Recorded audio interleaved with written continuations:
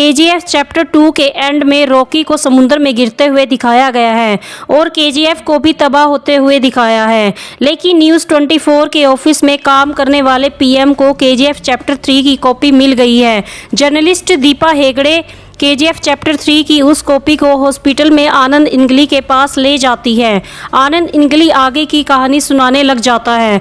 आनंद इंगली कहता है कि इंडियन आर्मी के केजीएफ पर हमले के बाद और इंडियन नेवी के रॉकी की शिप पर मिसाइल ब्लास्ट करने के बाद भी हर कोई ये मानने को तैयार नहीं था कि रॉकी मर गया है। लेकिन 20,000 फीट की गहराई से कुछ भी निकाल पाना नामुमकिन था, इसलिए मजबूरन सभी कंट्रीज की गवर्नमेंट ने रॉकी को डेड डिक्लेयर कर दिया था। लेकिन प्राइम मिनिस्टर रम्मिका सेन को सीआईए यूनाइटेड स्टेट की रिपोर्ट को पढ़कर यह पता चल चुका था कि रॉकी अभी जिंदा है। सीआईए की उस रिपोर्ट में रॉकी के फॉरेन कंट्रीज में किए गए क्राइम्स की लिस्ट थी।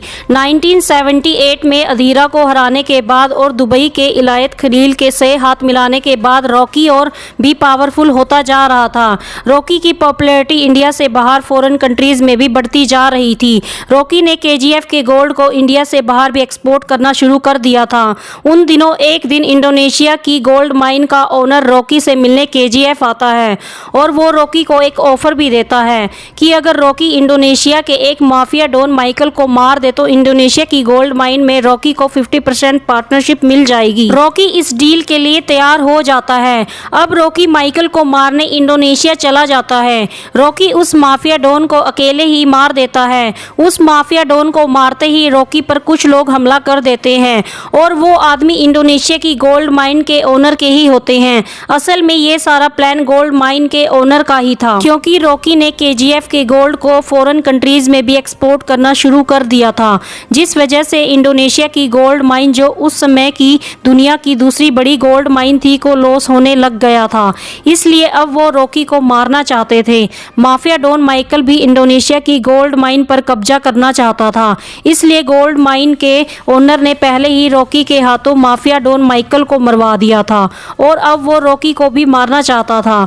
लेकिन रॉकी ने उस गोल्ड माइन के ओनर को ही मारकर इंडोनेशिया की गोल्ड माइन पर कब्जा कर लिया और इंडोनेशिया का सारा गोल्ड केजीएफ ले आया। इधर इंडिया में रम्मिका सेन ने रॉकी और केजीएफ के खिलाफ जंग की तैयारी शुरू कर दी थी, जिसके बारे में रॉकी को अंदाजा हो गया था। इसलिए रॉकी ने सारे गोल्ड की सप्लाई रोक दी थी। रॉकी जान चुका था कि इंडिया में रहते हुए केजीएफ के गोल्ड को इंडियन गवर्नमेंट से छुपाना मुश्किल है, इसलिए रॉकी ने अमेरिका के जिम्मी कार्टर से हाथ मिला लिया। अब रॉकी जिम्मी कार्टर की मदद से केजीएफ के गोल्ड को इंडिया से बाहर ले जाने का प्लान बना लेता है। अपने इस मिशन को पूरा करने के लिए रॉकी को फॉरेन कंट्रीज के बहुत से गैंगस्टर को मारना पड़ा, जिस वजह से 16 कंट्रीज में रॉकी को मोस्ट वांटेड डिक्लेयर कर दिया था। मिनिस्टर गुरु पांडियन के विश्वासघात के बाद और अधीरा के हाथों रीना देसाई के मारे जाने के बाद रॉकी ने अपना प्लान चेंज कर दिया था।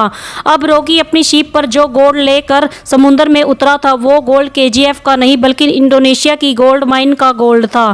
केजीएफ का गोल्ड तो जिम्मी कार्टर की मदद से रॉकी ने यूएस नेवी की शिप पर लोड करवा दिया था और इंडोनेशियन नेवी भी रॉकी के द्वारा भेजे गए फैक्स मिलने के बाद इंडिया ओशन में पहुंच गई थी। समुद्र में रॉकी के गिरने के बाद जिम्मी कार्टर ने रॉकी को बचा लिया था और ये सारा प्लान रॉकी का ही पहले से बनाया हुआ था। मतलब रॉकी अभी जिंदा है, केजीएफ का गोल्ड भी रॉकी के पास ही है। अब रम्मिका सेन ये सब जानने के बाद क्या रॉकी को ढूंढ पाएगी? क्या रॉकी वापस केजीएफ आएगा? ये हम आपको अपनी अगली फैन थ्योरी वीडियो केजीएफ 4 में बताएंगे। तो दोस्तों, आज की वीडियो आपको कैसी लगी प्लीज कमेंट करके जरूर बताइएगा। Okay, thank you.